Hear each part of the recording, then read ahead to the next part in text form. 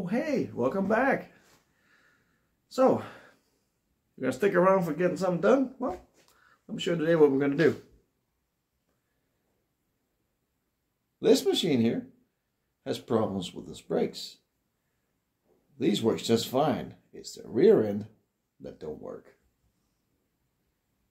So what are we gonna do about that? Get cracking, that's what we're gonna get doing. So, there's a lot of things that could be happening when we're talking about brakes that doesn't work.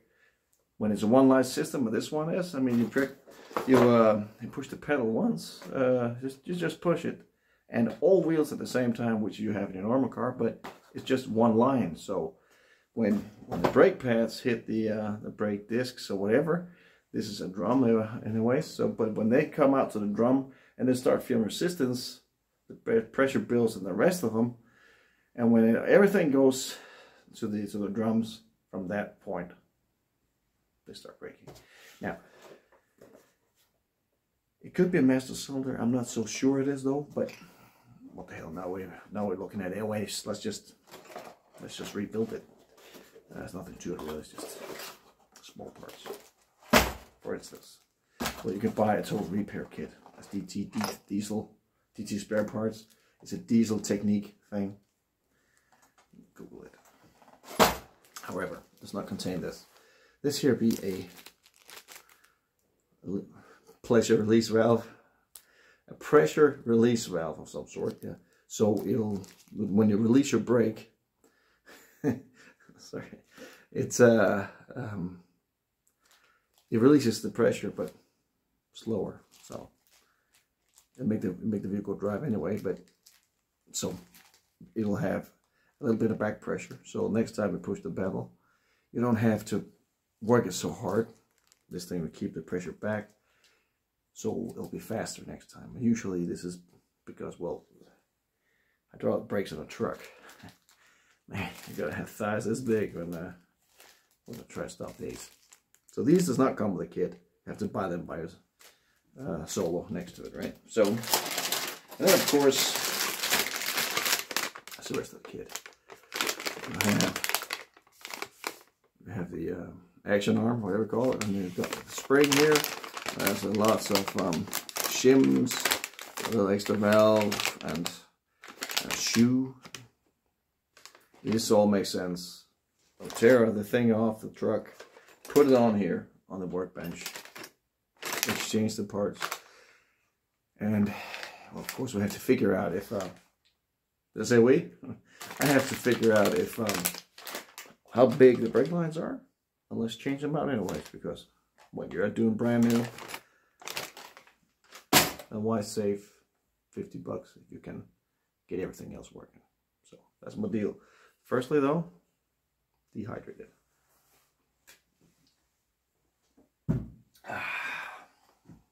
Yeah. So I'm working my way around here. Brought my trusty lamp. Let's get some power on this thing so we can have a look. See.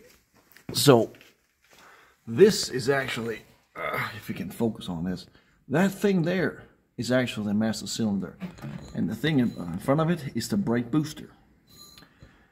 So this thing has to come off completely, and we're going to take that thing off and put it on the workbench and see if we can rebuild it. So let's have a look at this thing and how this thing works.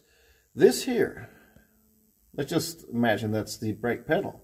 The brake pedal pushes on this and gets pneumatically empowered, if you can say so. It gets more power through that, so you increase the surface area of your foot more, so you brake more, and that pressure is going to come here on your master cylinder. And as you can see here on the bottom here, it's got just one line out. Well, this one's got 4 or 3 lines out, but that does not mean that it's because it's a 4 line. No, it's still just one, because there's only one hole out of the master cylinder, right? So this is a 1-line system, and this thing, my bob here, is going to have to come off. So I'm thinking, if I take off that thing first and the bolts here, then this can come out more or less like like that, just like that. So that's not what I'm going to do. I'm going to take this thing off, and I'm going to put it on the workbench, and we're going to have a look-see at it. Cool. Tell you what, why don't we do a little quick tour down when we're down, now that we're down under here anyways. I mean, if we look up here, if I can find it somewhere up there, that's actually the engine. Yeah, that seeping blob there, that's the engine, that's the oil pan. And this thing here was also seeping, like I said, is the transmission. We've got the front axle right here. Okay, we can follow the drive shaft here to the transfer case, which is right here. So this one comes from the transmission or the gearbox, and this one is for the front axle, and then of course all the way back there is the rear axle. Yeah, and it's apparently very, very, very sweaty. Yeah, I have to look at that at some point. Well, the first brakes can't stop, it can't go anywhere, so let's do that first. This is actually a release valve for the air pressure on the rear end of the truck. If you have a trailer on, it works the opposite way as it does on a normal truck. So when you push your brake pedal, you don't build pressure, you actually release pressure. It sounds kind of strange, I know that, but just imagine it being the exact opposite. So you don't have a reservoir of air on your trailer. You have the reservoir, or you have the pressure built from the truck already in one line on your trailer. So when you're driving around, you have full air on your trailer, which means that the springs on the brakes on the trailer is being pushed backwards, which means it's been released. So when you push the pedal, the brake pedal, you release some of that air that is already trapped in the trailer. So the spring now has more power than the air, so it will actually brake. It's a fucked up system, and I'm glad I don't see it anymore, but this is how this is built. Yeah, I know, it's kind of weird. So this thing here is connected to the handbrake. So when I pull the handbrake, it releases all the pressure there is for the trailer. So now it's not air, therefore it's braked. Now it's parked. It got its parking brake engaged. Yeah. So yeah. Anyways, this thing now. So now it's loose. You see, bolts have come out. 1, 2, 3. So I'm thinking the next is going to be the brake lines. We're going to take that off. So we're going to take this here thing with us. This one here, we're going to take that with us. So this one has to come off. Well, this doesn't matter really. One front wheel, and on the other side there's one more. You can't see it. It's in here in the dark. There's one more. So all three here are going to come off, and you can see a little bit loose. Then I'm going to take all of it off. I'm going to go to the workbench. Cool. Boom. There it is. This took around a good hour. Difficulties was actually getting these out, the brake lines. And of course there's a bracket here, and I forgot about that. So I have to take the bracket off also to get this thing off. But looking at a thing here that's 59 years old, well, I've seen worse. I've seen worse. I mean, it does not look too bad, really. It's just, well, old. But there is, however, something in there, and that does not look good, see? So we're going to open her up and see what's what. Perhaps I'm going to get myself one of them trays there and pour out the brake fluid so we can see if it's clear or if it's whatever. Yeah, so that's just going to do that. Hang on. All right, first I cut a new one out of a plastic can. Okay, so let's remove this. If I can. Well, obviously this wasn't tight like this. It was tight with this. So yeah. Whoop, whoop, whoop, whoop. Fluid comes out. So let's see. Out you go. Let's have a look.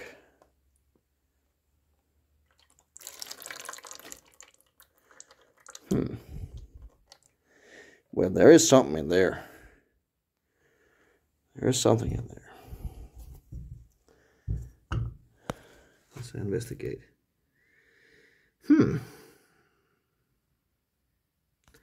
There is something in there that is not too good to have in your brake system. Well, so it might actually be a good idea to start to get ready for the rebuild of this thing. So I'm going to do that. So I'm going to tear this thing apart, and let's go have a look at it and see if this here fits. It should, but you never know. So we're now on the workbench. Everything's gone apart. We got the piston. We got an extra thing up here. We got spacer. We got a spring. We got an end cap. We got a lock thingamajig here. We got another thing here. We got that and that and that. Everything is here. And just by the means look of this thing, if this is supposed to be, why can't it focus? Focus? This on this one. There we go. Well, this wouldn't be able to build pressure if its life depended on it. So, because this thing here is not supposed to be flush. It's supposed to be, hang on, like this one. You see the difference? Right. However, this thing here is a heck of a lot bigger than that thing there, see? Which means that this kit here is actually wrong.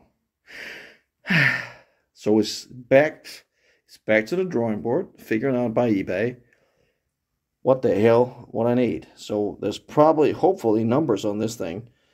And hopefully there's a number on this thing, or somewhere around this. So this has to be thoroughly cleaned.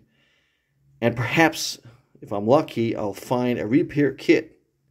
So I can get this thing working again. Because that won't do.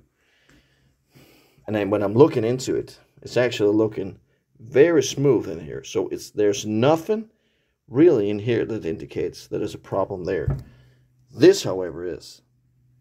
It's supposed to look like this. It is not. Okay, so, well, I got to stop here. Sorry about that, guys, but I have to find the right kit for this then. Okay, so let's do this. I think I found it. Let's go to, I have up here Mercedes parts. And I go down here. I find brakes. There we go. And here it is. Let's find it. Let's say that one there. 91. So let's find part number 91. 91. There we go. Okay, so I'll mark this. There we go. Control C. Copy. Okay, let's open up eBay. Let's see what's gonna happen. There we go. Search. Wait, what do you know? Let's have a look, see what this is all about. Main brakes on there. Blah, blah, blah, blah. It's a pretty penny, huh? Damn. Well, looks about right. So, I think I measured it to have a traveling, it can travel 31.5 or something like that millimeters. So that's 31.8. Kolbendurchmesser. I don't know what the hell that means, but we'll figure that one out. It's got 3 bolts to hold it. The first one there, pretty heavy, yeah. Well, I think we're just about to do it. So, okay, let's just add the chart. There we go. All right. So, let's see. If we go in here, they'll be shipping. Seller ships within 2 days after receiving cleared payment, which could be today. So I will have this Friday, maybe, by good chance. So next video will be Friday or Saturday, hopefully. unless something else happens. So this is how you do it sometimes, when you get bloody lucky, because this is lucky. This is not what usually happens, especially not with vehicles that's older than 59 years old. So, cool. See you later, guys.